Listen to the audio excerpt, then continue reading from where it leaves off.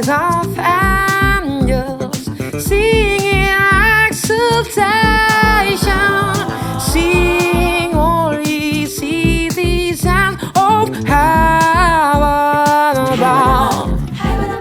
Glory to God, glory in the highest. Oh, come let us adore Him.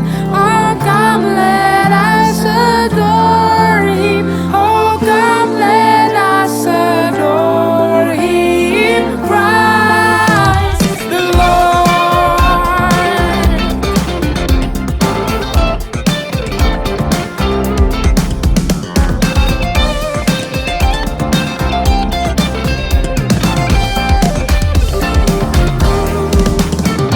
For He alone is worthy. For He alone is worthy.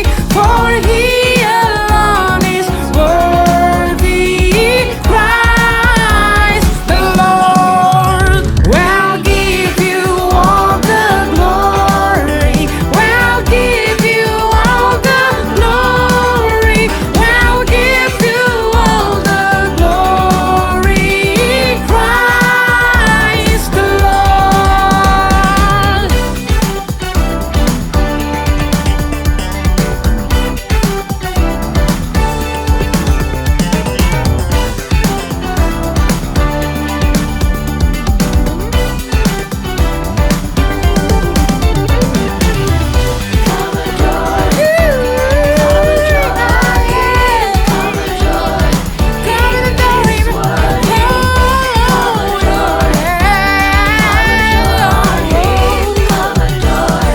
He is worthy.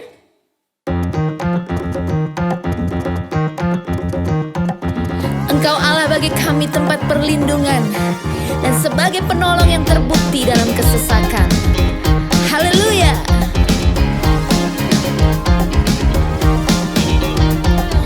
Dia Allah bagi kita tempat perlindungan, sebagai penolong yang terbukti dalam kesesakan. Dia Allah bagi kita, benteng kehidupan, gunung batu keselamatan, takkan tergoncangkan. Ku kan bersorak memuji Tuhan, rayakan kebesaran-Mu. Ku kan menari bersukacita di dalam hadirat Tuhan. Sha-la-la-la-la-la-la-la-la-la.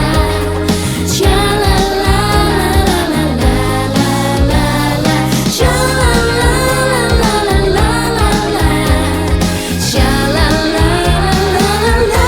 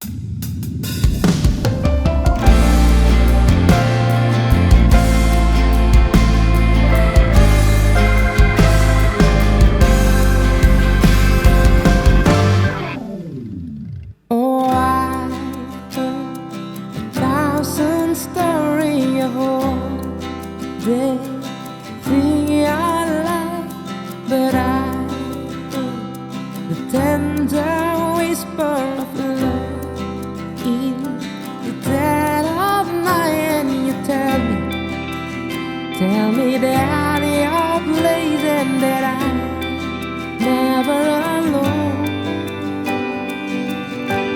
You're a good father. It's who you are. It's who you are. It's who you are.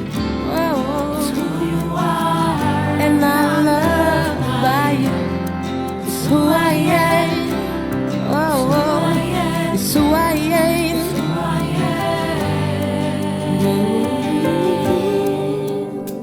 And I see many searching for answers far and wide, but I know we're all searching for answers.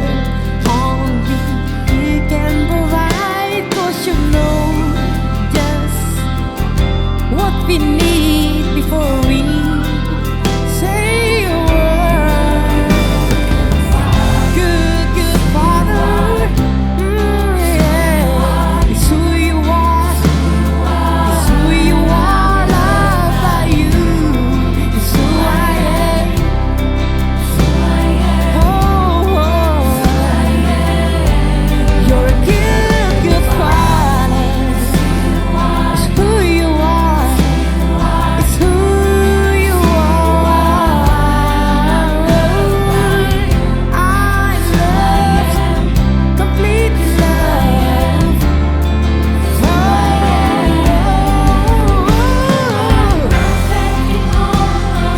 Perfect in all of your ways. Perfect in all of your ways, Lord. All your ways.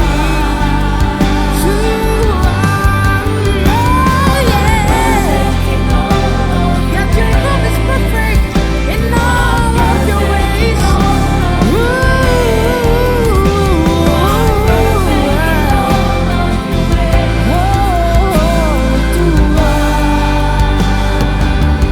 You're a good Father. It's who you are. It's who you are. It's who you are, and I love about you. It's who I am. It's who I am. It's who I am. Father. It's who you are. Father.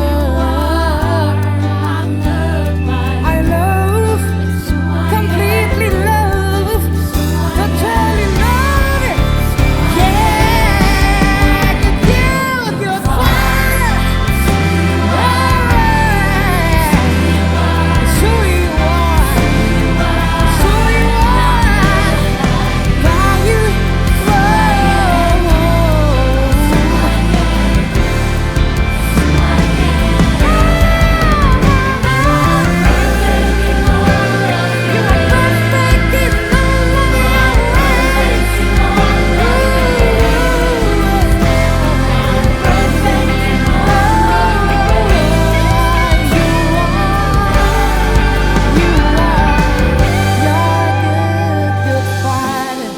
it's who you are. It's who you are. It's who you are, and I love by you. It's who I am. It's who I am. It's who I am. You are a good Father. You are, you are.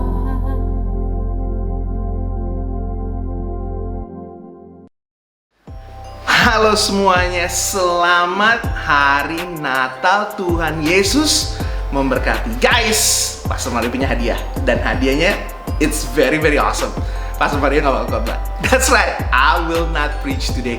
Tapi kita mau dengar kesaksian from two of our brothers, dari dua saudara kita di dalam Yesus Kristus yang dipakai Tuhan begitu dahsyat lewat cerita mereka yang akan mereka bagikan buat kita di pagi Natal ini. Dengarkan, open your hearts, open your mind, Dan izinkan Tuhan pakai cerita mereka untuk mengubah hidup kita semua. Enjoy guys.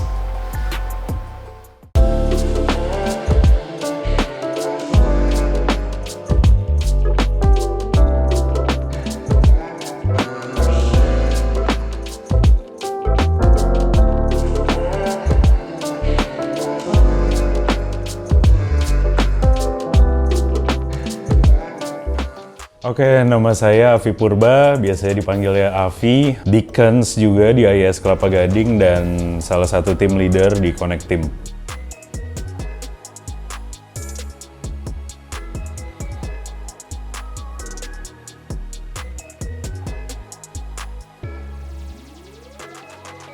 Sekitar 10 tahun yang lalu sebenarnya ketemu sama Adeline ya, ketemu sama istri saya. Dan saya datang dari orang yang bukan terlalu, mungkin apa ya, backgroundnya nggak terlalu sering ke gereja ya.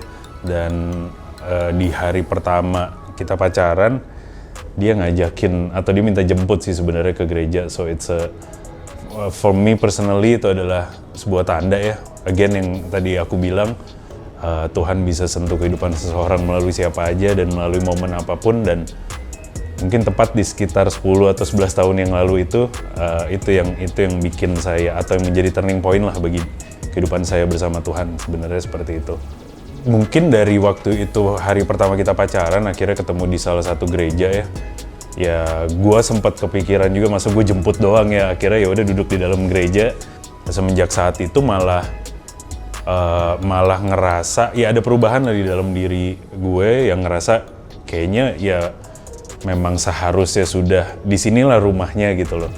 Jadi dia benar, Adeline bukan tipe yang maksa, bukan tipe yang selalu ngedikte atau apa, tapi memang akhirnya pengalaman dari si pacaran hari pertama itu sampai sekarang jadi always feels like that lah. Jadi ngerasa sesuatu kebiasaan atau sesuatu yang udah kayak bangun ya minum kopi, ini hari Minggu ya bangun kita ke gereja, udah yang kayak gitu sih sebenarnya. Ya mungkin seperjalanannya ya, begitu kita nikah akhirnya nggak lama dari kita bertemu pertama kali, terus akhir itu setelahnya itu kita sempat ya mungkin naik ke next level lah ya. Kita sempat ngobrol berdua yang kayak Adeline yang dulu punya background memang pelayanan gitu di gereja sebelumnya, dan mulai tumbuh di diri gue kayaknya memang that's how orang Kristen seharusnya lah. Udah berubah gitu. Sekarang gue harus ke gereja gitu, gue harus datang ke rumah Tuhan, harus bersekutu atau bertemu dengan orang yang percaya atau yang beriman dengan Kristus gitu.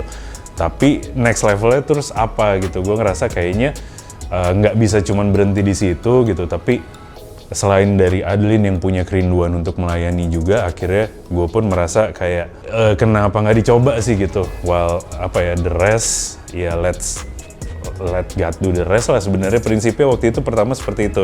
Ya mungkin dari wawancara ini teman-teman juga bisa dengar suaranya nggak bagus-bagus amat. Jadi kayaknya untuk melayani worship atau nyanyi, no. Terus ya gue orangnya suka ketemu orang baru. Terus ya my wife said suka cengengesan, gampang deket sama orang. Sometimes my friends atau my boss bilang terlalu basa-basi. So kayaknya yang paling cocok atau yang at least paling bisa gue coba ya jadi Connect Team lah. Gimana caranya kita say hi ke orang yang baru datang, terus juga kadang-kadang small hugs, terus ya just menyapa mereka pertama kali gitu untuk tahu gimana sih kabarnya, atau just say happy Sunday atau selamat hari Minggu, Tuhan berkati. So kebablasan sampai sekarang, believe me juga itu not an easy job. Maksudnya you have kita harus selalu senyum, no matter what keadaannya atau emosi kita sedang seperti apa. So it's a big challenge juga. Sekarang puji Tuhan udah punya lumayan banyak orang yang mau akhirnya bergabung di Connect Team, yang ya bisa seru-seruan, kita bisa nyapa orang, kita bisa bikin hari mereka lebih fun tentunya ya, sebelum akhirnya kita dengar cerita tentang Tuhan dan juga worship tentang Tuhan.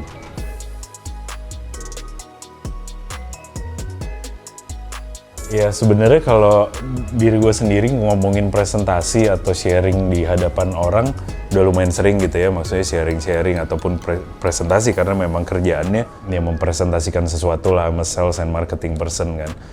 Jadi ya produk, ideas atau apa biasanya udah sering gitu, tapi ya waktu itu akhirnya dikasih kepercayaan setelah ya apa ya selalu berdoa gitu, what can I do more kayak gitu loh. Sebenarnya diri gue juga haus gitu, diri gue juga kayak aduh apalagi ya gitu, what can I help more lah sebenarnya, prinsipku kayak gitu kan, prinsip gue kayak gitu. Terus akhirnya waktu itu dikasih kesempatan sama teman-teman coba share di lapas Tangerang gitu, di mana teman-teman banyak teman-teman atau umat-umat Kristus di sana yang terjebak kayak masa lalu aku lah sebenarnya. Banyak sih sebenarnya ketakutan gue ya. Satu, balik lagi tuh ketakutannya kayak ya otomatis di penjara ya banyakan nonton film takut ditusuk orang misalnya atau takut diculik.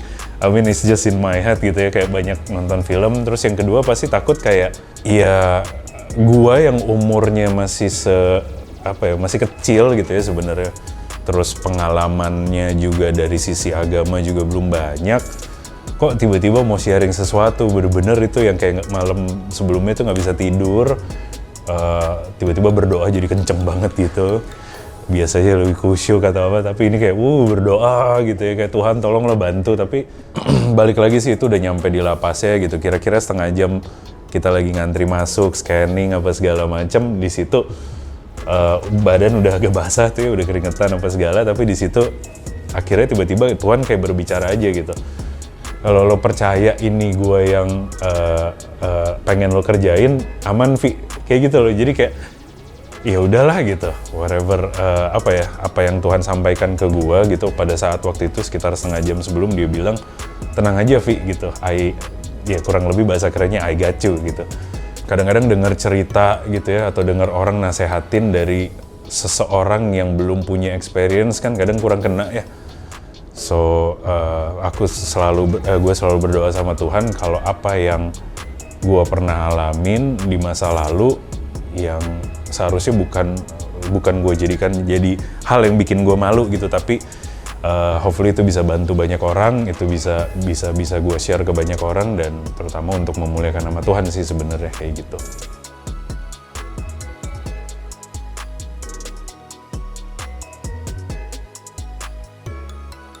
Kalau buat teman-teman yang takut ya, nih selalu ingat sama muka ini, nggak pernah tahu rasanya betapa bahagianya, betapa serunya, betapa excitingnya gitu ketika lo melayani Tuhan. Gue juga termasuk orang yang ragu, gue termasuk orang yang kayak nggak harus gue deh, banyak yang lain gitu, kayak nggak harus gue deh, ada dia.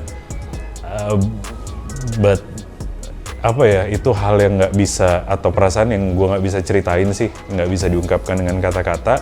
Itu sesuatu yang ya kayak tadi yang PM bilang sih ya, sebenarnya nggak usah trying hard, just open your heart, try to experience new things.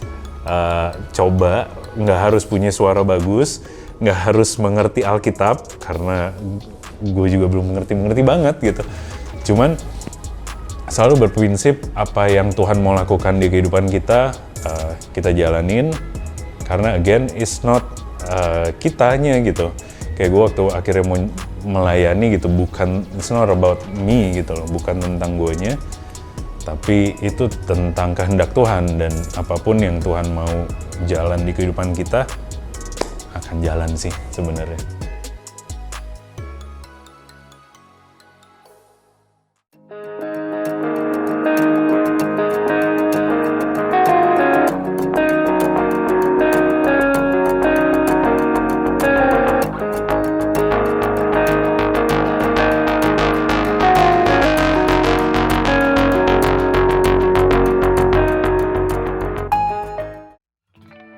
Bulan Maret 2021 Marisa hamil anak kedua kami.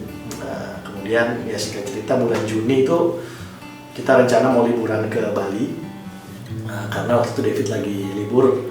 Kemudian dokter juga sarankan Ica agak sedikit santai karena dia kayaknya stres gitu dengan kehamilan kedua ini.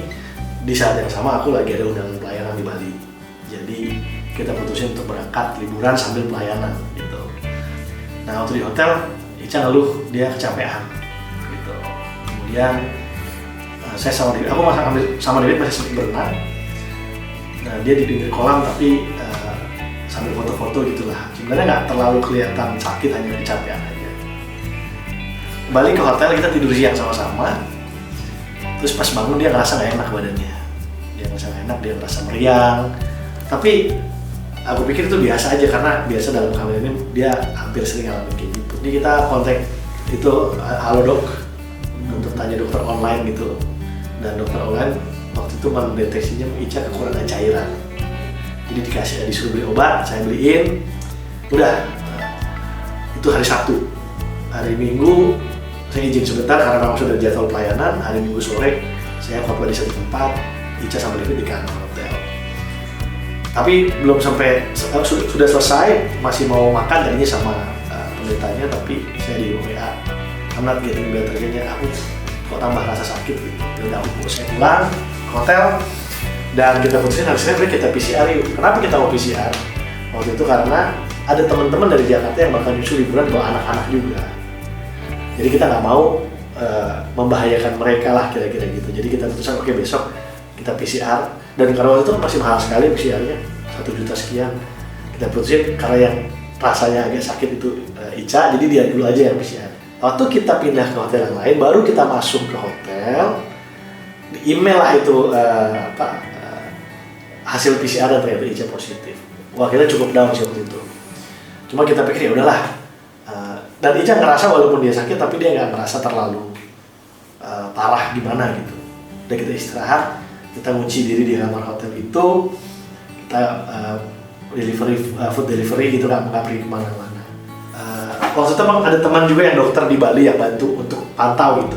Sampai akhirnya hari Sabtu malam, ya malam Minggu dia nggak kuat, dia ngerasa aku udah mulai sesak nafas. Ya akhirnya kita atur supaya dia ke rumah sakit. Kita bawa ke Siloam waktu itu karena ada teman jemaat di Jakarta yang kenal channel Siloam, jadi kita pakai. Nah waktu dia dimasukin Siloam, dia tidur 1 malam di sana. Paginya lah bisa disampaikan oleh pihak Siloam bahwa ini harus dipindahkan ke rumah sakit Sanglah karena keadaannya hamil. Kalau terjadi apa-apa dengan bayinya, kami tidak punya fasilitasnya. Singkat cerita, hari demi hari keadaannya mulai menurun. Ada periode waktu di mana aku boleh akhirnya menjaga dia karena aku juga positif, dan asalkan kami diisolasi bersama-sama. Tetapi terus keadaannya tetap lebih memburuk, dan pada tanggal 30 Juni, jadi dia mulai masuk itu tanggal 20 Juni, 30 Juni 10 hari dia diputuskan untuk masuk ventilator. Dari awal sudah opsi ventilator sudah disampaikan, tetapi dokter mengatakan bayinya harus diterminate. Itu yang membuat kita maju mundur. Kita nggak mau bayinya diterminate. Ica, apalagi Ica, yang sangat ingin bayinya dipertahankan. Dan ada satu titik sebenarnya di tengah 10 hari itu di mana kita sudah minta. Tapi kemudian setelah dinegosiasi tetap bayinya harus diterminate, kita mundur lagi. Sampai akhirnya ada satu tim dokter yang baru yang mengatakan bisa nih bayinya nggak diterminate, tapi dikeluarkan dengan normal, gitu ya. Kalau selamat puji Tuhan, kalau tidak ya udah kedaulatan Tuhan. Nah, ketika opsi itu kemudian disampaikan, karena kalau pemikiran kami itu terminate itu berarti di stop dulu kehidupannya di dalam, baru dikeluarkan, itu pemikiran kita. Tapi ya, kita nego, dan kalau sampai titik itu terjadi, itu yang harus dilakukan. Nah, jadi di hari terakhir itu memang saturasinya turun terus, sudah pakai 2 mesin oksigen, nggak ada jalan lain. Dan akhirnya ditidurkan, dimasukkan ke ventilator. Tapi bayinya tidak dipertahankan. Tiap hari dicek USG masih hidup atau tidak dan sebagainya. Ventilator itu kan alat bantu pernafasan. Jadi orang yang mau dipakein ventilator harus dikomakan, ditidurkan. Gitu. Jadi memang kita punya kesempatan untuk say goodbye gitu. Dalam arti untuk dikomakan. Jadi kita berdua sama-sama malam itu. Dia sudah posisi sesak nafas tapi masih sadar, masih bisa didoakan bersama dengan tim dokter, dan I kiss goodbye, everything is gonna be okay. Sejujurnya kalau saya ingat malam itu justru dia yang lebih tenang daripada saya gitu. Somehow dia merasa ini jalan yang terbaik dan dia akan sembuh gitu. Bahkan saya tinggalkan handphonenya dia untuk putar lagu rohani waktu itu di dalam ruangan isolasi itu. Malam tanggal 6 sore saya dipanggil oleh tim dokter, dari mulai dokter kandungan, dokter internis, semua tim yang menangani. Mereka mau pasang satu alat namanya ECMO, itu jarang di Indonesia dan itu buat kasus berat. Tapi ECMO tidak bisa support 2 kehidupan, harus pilih gitu. Dan tapi mereka waktu itu berkomitmen untuk mengeluarkan babynya dengan proses yang normal, artinya tidak di-cut dulu di dalam baru dikeluarkan, tapi coba dilahirkan. Dan mereka cukup yakin dengan prosedur ini karena ada yang selamat. 3 bulan sebelum Ica, ada ibu COVID dengan tapi kehamilannya 7 bulan. Karena mau dipasang ECMO, dikeluarkan bayinya selamat. Ibunya masih 3 bulan lagi di ventilator. Tapi kemudian waktu dikeluarkan, babynya tidak bisa bertahan karena baru 5 bulan. Itu kemudian saya minta jenazahnya dan saya lihat sendiri sebelum saya kuburkan sendiri.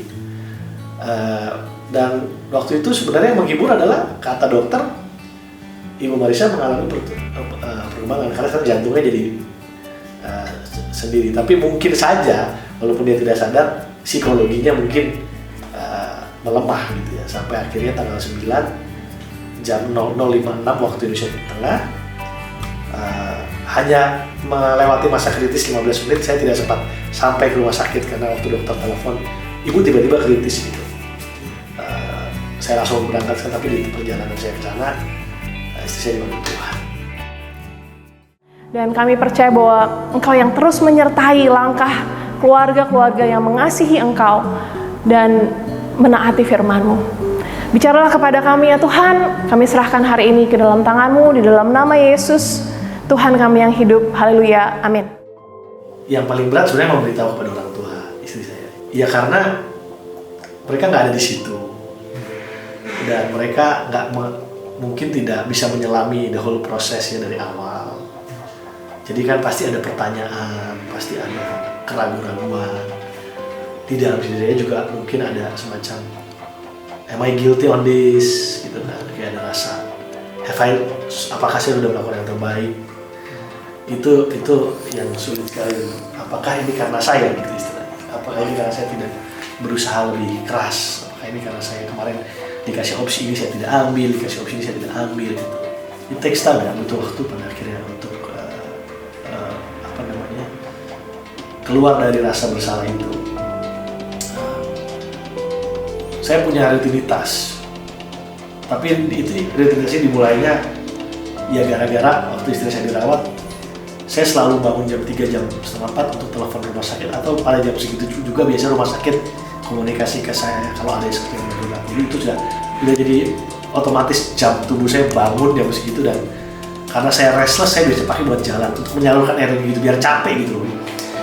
Ya di situ saya berperkara sama Tuhan biasanya, saya nangis, saya komplain gitu kan, saya berdoa. Setiap kali saya ngelakuin rutinitas itu ada peace, ada sejahtera, dan kayak ngalamin kayak para pemazmur alami gitu, di mana mereka selalu mulai dengan complaints, dengan kemarahan, tapi pada akhirnya at the end gitu, ada kayak tapi Tuhan you know better lah gitu kan.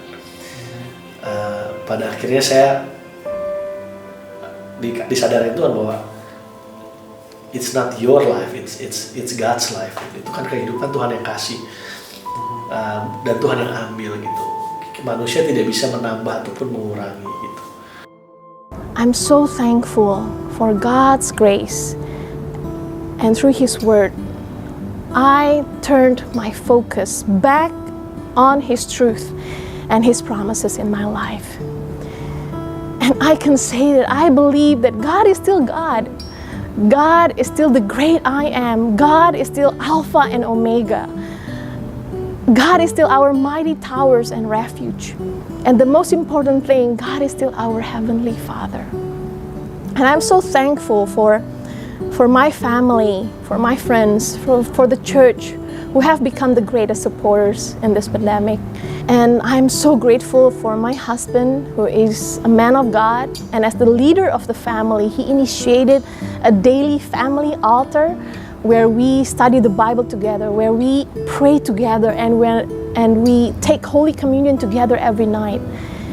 And because of that, our focus is on God. And we rise up and we decided to focus on what God wants us to do in this pandemic. Di tengah semua kesulitan itu, di tengah semua kegelapan ya yang saya dan keluarga alami, ketika saya renungkan kembali, bahkan pada masa itu, salah satu yang membuat saya bisa kemudian menjadi kuat juga adalah karena saya tetap masih bisa melihat mujizat Tuhan.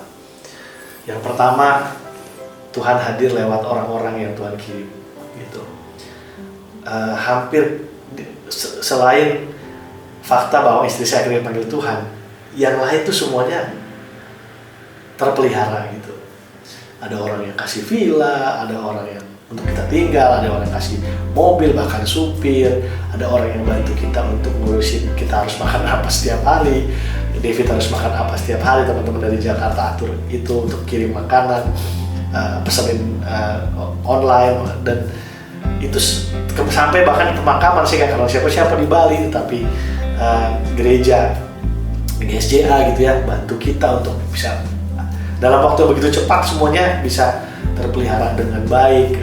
Kemudian even semua yang kita butuhkan untuk kemudian menata ulang kehidupan, restart, itu semuanya kayak Tuhan siapkan gitu. Tapi yang kedua, miracle-nya adalah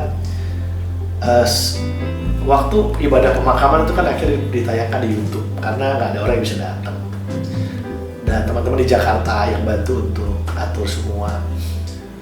Entah kenapa waktu saya diminta bicara gitu ya, saya tuh somehow pengen aja share the gospel gitu, kayak rather than talking about what happened gitu. Dan saya cuma mau meneruskan apa yang menjadi pesan hidup istri saya selama dia hidup, apa yang dia mau, bahwa orang tuh harus punya hubungan pribadi dengan Tuhan Yesus gitu.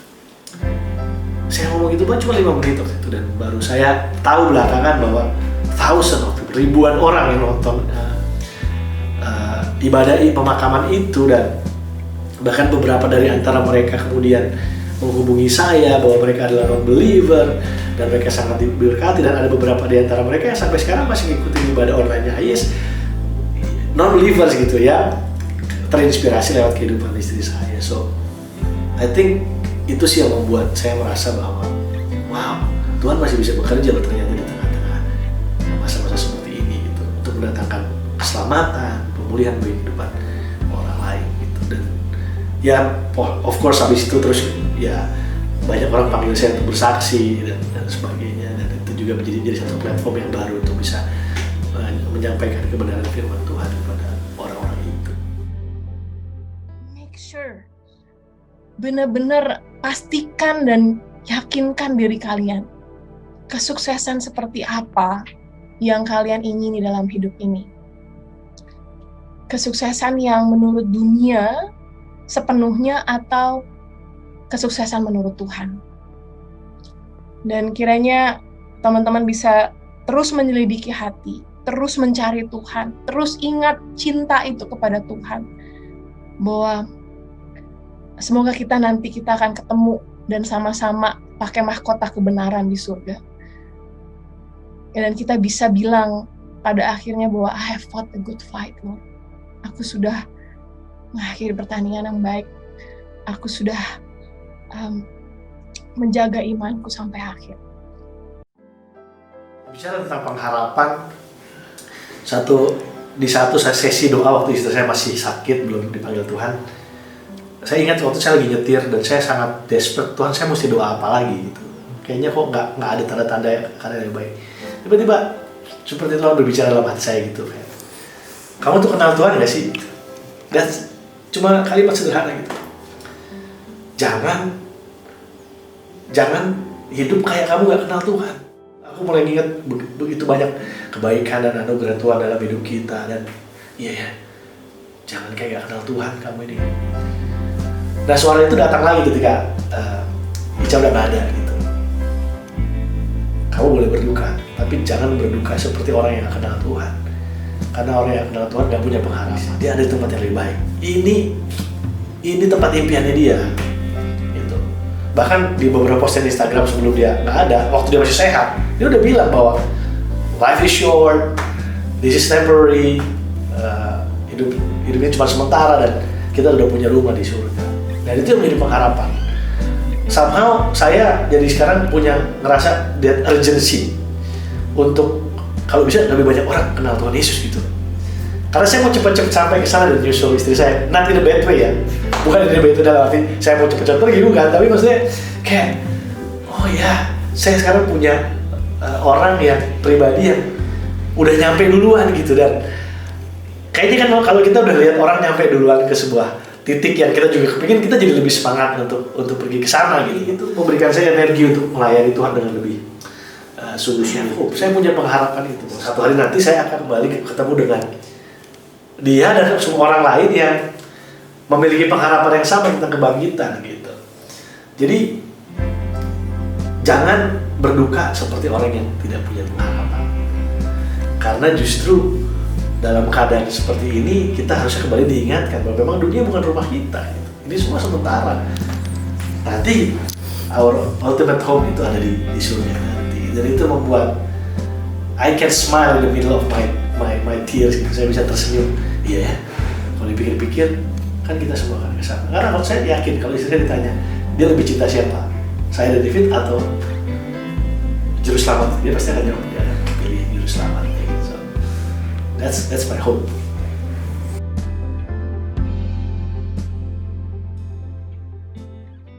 Gue percaya semua yang dengar cerita Tuhan bisa pakai siapa aja, Tuhan selalu memberikan mujizat, Tuhan selalu memberikan kita pengharapan.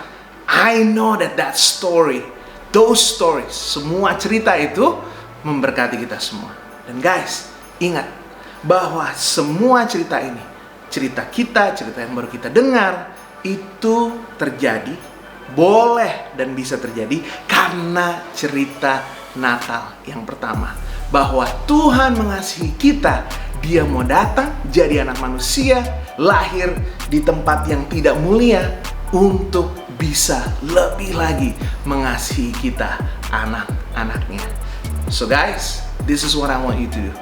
Begitu engkau keluar dari ruangan ibadah ini, dari nonton ibadah ini, I want you to understand bahwa Tuhan mau dan Tuhan rindu untuk mendengar cerita-ceritamu, untuk supaya kamu membagikan ceritamu, bagaimana Tuhan menjamahmu, Tuhan membentukmu, Tuhan menggunakanmu untuk memberkati orang-orang di sekelilingmu, bahkan mungkin untuk memberkati bangsa-bangsa.